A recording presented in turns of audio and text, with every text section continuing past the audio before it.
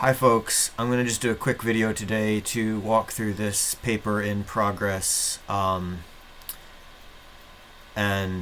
First to explain what you're looking at. The paper is untitled, and this is, let's say, a treatment for the paper rather than the paper itself. And the text itself here is a bit rough. So it's quite preliminary. I wouldn't even call this a draft, but it's a bit more than an outline. So the paper, proposes an ethics of human-computer interaction. What's the point? We bring together philosophical source and references to ethical thinking within AI, or within HCI. So first of all, you hear a lot these days about ethical AI or ethics and AI.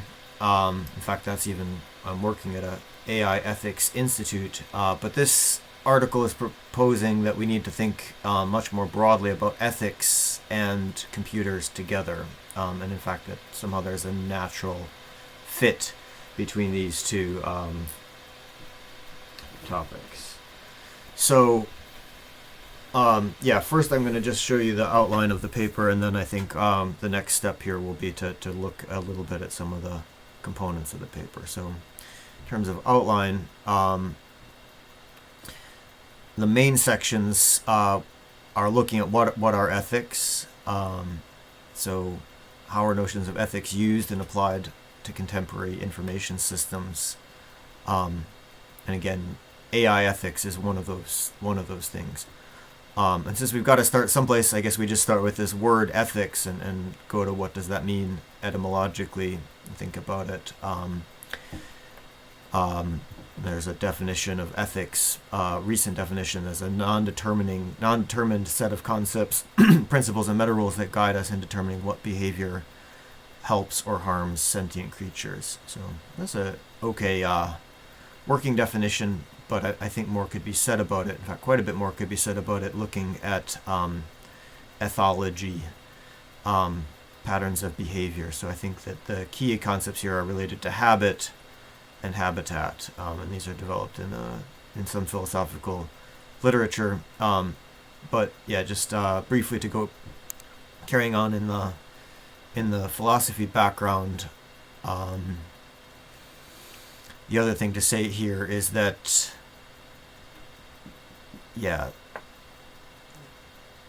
we don't just have to look at the mainstream views of Western philosophy. Sorry, we could look at, for example, panpsychism. There's a recent talk on ML Street Talk where someone makes this kind of reductio ad absurdum argument that says if computers are sentient, then so is my teacup, or something like that. And I'm not quite sure this reductio ad absurdum argument actually works as such, but it presents a strong viewpoint on things. But I think that the starting rather from the philosophy of mind existing and the philosophy of Spinoza in particular, talking about mind and substance, or information and substance existing together, I don't know that we can I don't know that we're going to say that the teacup is intelligent as our starting point, but we might accept that mainstream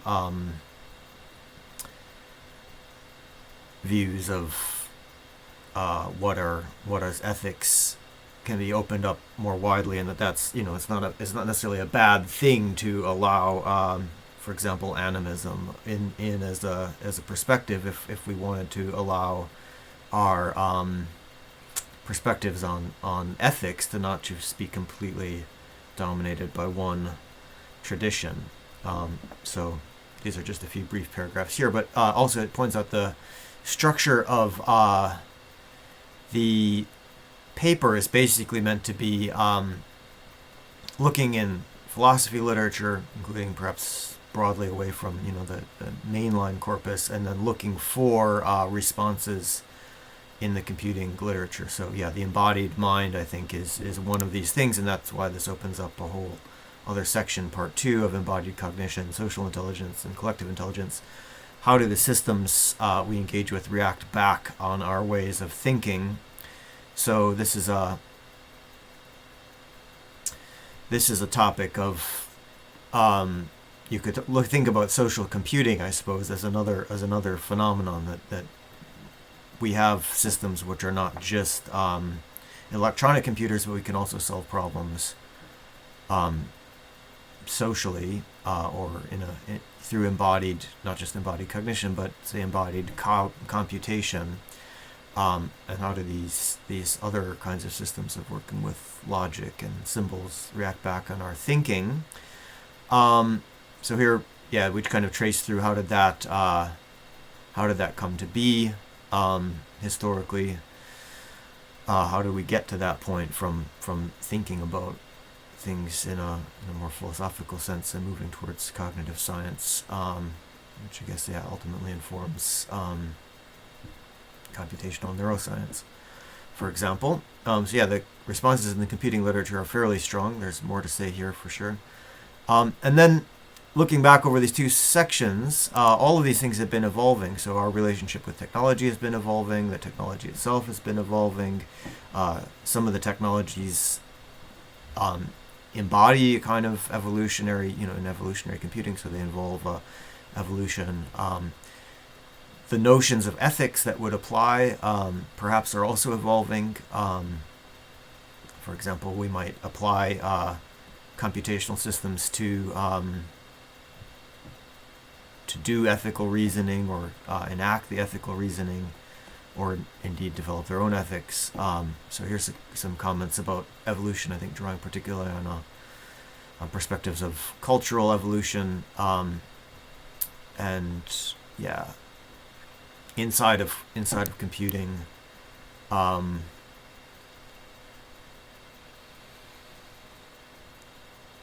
inside of sort of computing inspired cognitive science, we get the predictive processing and active inference theories of kind of an evolving or evolutionary awareness. Anyway, so there we go. These are the main, let's say, the three main sections. Then we added section 4, which is how do we even talk about these? So as all the things that I just discussed are subject themselves to evolution, so too is the way in which we discuss these things. So one could imagine a wiki of ethics where we talk about these systems. One could imagine open source software that encodes or contains ethics. One could imagine, of course, all the kind of classic disciplines ranging from philosophy to computing to law to religion to science fiction or art, impacting these things. And indeed, some people are seeking to involve all of that in different ways. So out of all of those things, we would hope to extract out an ethics taxonomy and understand, what are all these different things that we've just covered? How do they relate to each other? How do they fit together? How do they give us something that we can work with and continue to evolve in our thinking and in our work? So I think all of that stuff comes together.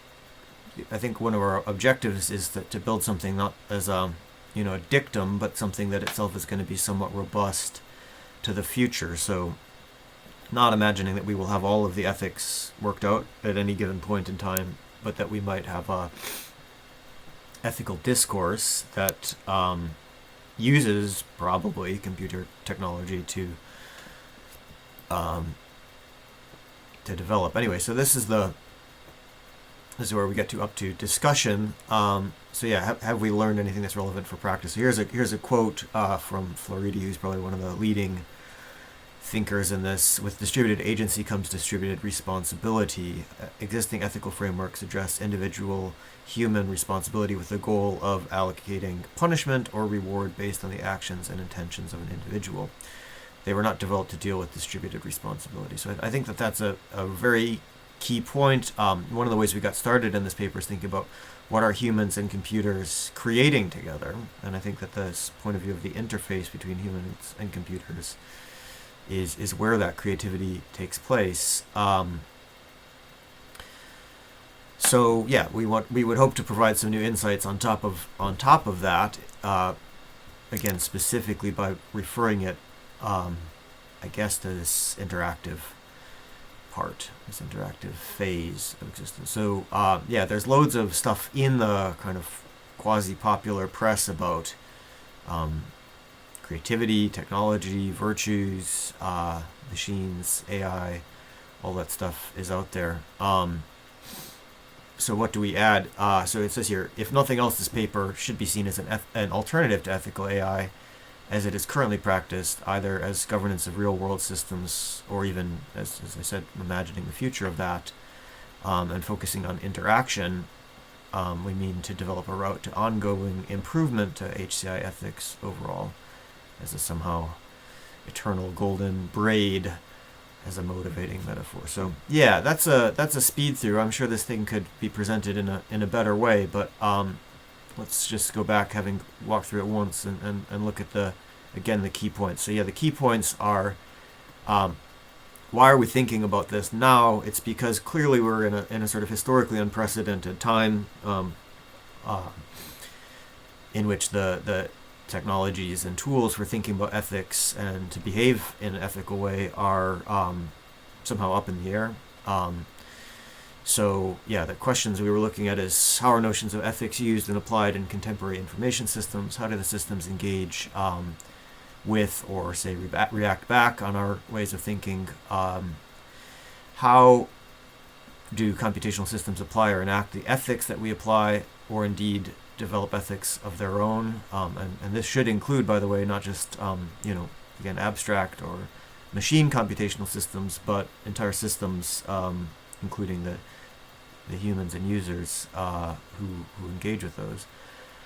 And yeah, lastly, what's the narrative or genre in which these questions can be discussed or pursued further? So here it's presented in the form of a treatment for a paper, which could grow to be quite long, but that may or may not be the most engaging or profitable way to think about these things going forward. So I'll leave it there for now.